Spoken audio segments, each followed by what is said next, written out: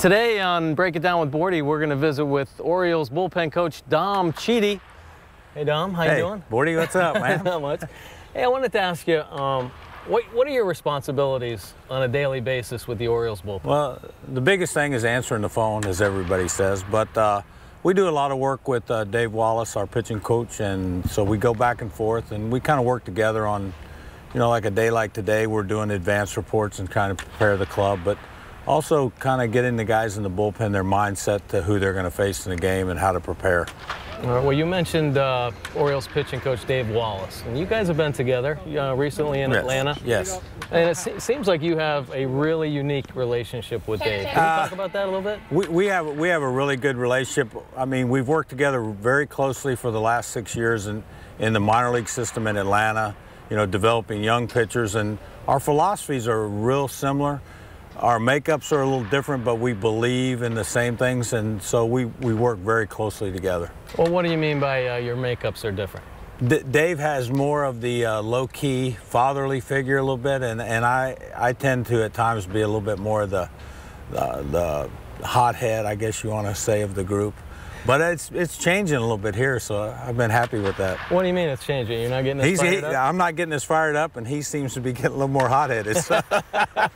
I don't know if that's a good or bad thing. It's a good thing. It's a good thing. I mean, you're talking about a guy that's been in the game and done almost everything, and Dave has, and it really works out well because he has a complete understanding of the game.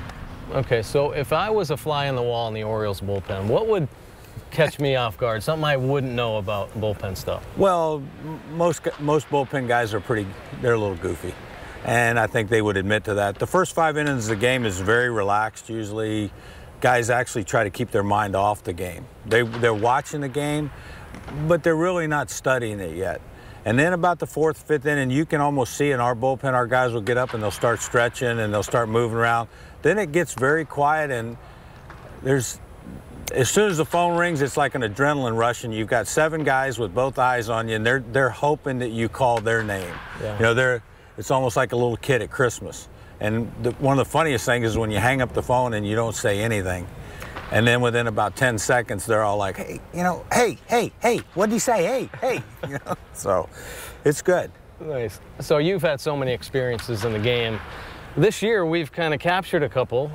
You took a ball off the coconut. Let me see. Probably still have a scar up there. It was a great play, by the way, because after you took the ball off the head, you continued to make the feed to Josh Denson, a beautiful left-handed flip.